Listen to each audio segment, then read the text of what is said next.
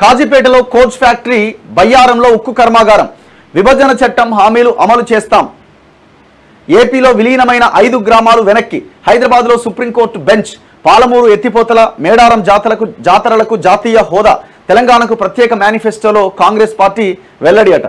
రాష్ట్రాన్ని సమగ్రంగా అభివృద్ధి చేయడమే లక్ష్యమని కాంగ్రెస్ పార్టీ స్పష్టం చేసింది. ఇందిరమ్మ రాజ్యం ఇంటింటా సౌభాగ్యం పేరుతో తెలంగాణకు ప్రత్యేక మేనిఫెస్టోను శుక్రవారం ప్రకటించింది. సో ఈ మేనిఫెస్టోలో మొత్తం 23 అంశాలు ఉన్నాయట. బేసిక్గా వాళ్ళు మొన్న ఎమ్మెల్యే ఎలక్షన్స్ అప్పుడు ఇచ్చిన హామీలు, ఆ మేనిఫెస్టో ఒకటి. ఇది ఎంపీ ఎలక్షన్స్ కోసం ఇచ్చిన ప్రత్యేక మేనిఫెస్టో ఓన్లీ ఫర్ తెలంగాణ. ఇందులో 23 అంశాలు ఉన్నాయి, 23 ఐటమ్స్ ఉన్నాయి. ఐటీ, పారిశ్రామిక, విద్య, వైద్య, సాగునీటి రంగాల అభివృద్ధితో పాటుగా మౌలిక సదుపాయాల కల్పనతో అన్ని ప్రాంతాలకు ప్రయోజనం కలిగించేలా ఎన్నికల ప్రణాళిక రూపొందించినట్టుగా వివరించింది. 5 న్యాయాలు, తెలంగాణకు ప్రత్యేక హామీలు పేరిట ఎన్నికల ప్రణాళికలను పార్టీ రాష్ట్ర వ్యవహారాల ఇన్ఛార్జ్ దీపాదాస్ మున్షి, మంత్రి శ్రీధర్ బాబు గాంధీ భవన్లో శుక్రవారం విడుదల చేశారు. ఏఐసిసి కార్యదర్శి రోహిత్ చౌదరి, సీఎం సలహాదారు వేం నరేందర్ రెడ్డి, మహేష్ కుమార్ గౌడ్,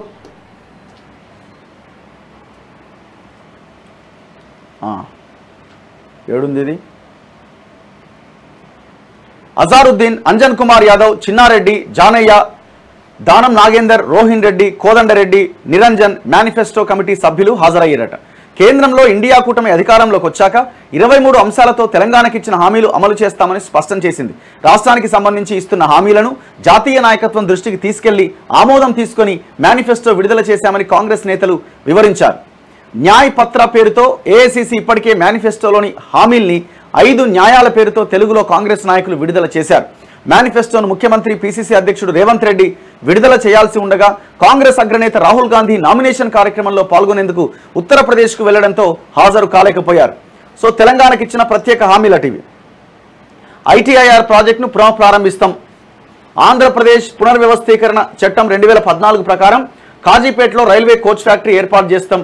బయ్యారంలో ఉక్కు కర్మాగారం, హైదరాబాద్లో Indian Institute of management IIM, Hyderabad Vijayawada జాతీయ రహదారిని ఆనుకొని వేగవంతమైన రైల్వే ప్రాజెక్టు, మైనింగ్ యూనివర్సిటీ ఏర్పాటు చేస్తాం.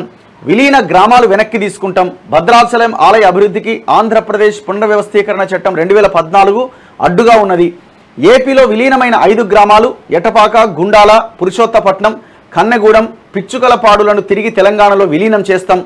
పాలమూరు రంగారెడ్డి ప్రాజెక్టుకు జాతీయ హోదా, హైదరాబాద్లో నీతి ఆయోగ్ ప్రాంతీయ కార్యాలయం, నూతన విమానాశ్రయాలు, రామగుండం మనుగూరు నూతన రైల్వే లైన్, నూతనంగా 4 సైనిక్ స్కూళ్ల ఏర్పాటు, కేంద్రీయ విద్యాలయాల సంఖ్యను పెంచుతాం. నవోదయ విద్యాలయాల సంఖ్యను పెంచుతాం. జాతీయ క్రీడల విశ్వవిద్యాలయం ఏర్పాటు, Indian Institute of Science Education and Research ఏర్పాటు, Indian Institute of Foreign Trade ఏర్పాటు, భారత వ్యవసాయ పరిశోధన సంస్థను ఏర్పాటు చేస్తాం.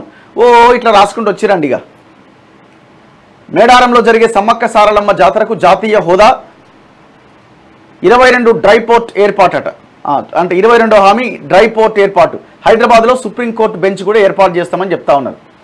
ఇప్పుడు హెల్త్ అండ్ ఎడ్యుకేషన్ విషయంలో మొన్న మీరు గవర్నమెంట్ వచ్చిన తర్వాత ప్రవేశపెట్టిన బడ్జెట్లో ఏమాత్రం నిధులు అందులో కేటాయించినారు? పోయిన ప్రభుత్వానికి మీకు పెద్దగా తేడా ఏం లేదు. 1-2% అటు ఇటుగా ఉంటే ఉండొచ్చేమో, కానీ మేజర్గా దాన్ని ఒక విప్లవాత్మకమైన మార్పులు తీసుకొచ్చే ఒక విధానంగా మీరేమి ఎంచుకోలే ఎడ్యుకేషన్ అండ్ హెల్త్ని.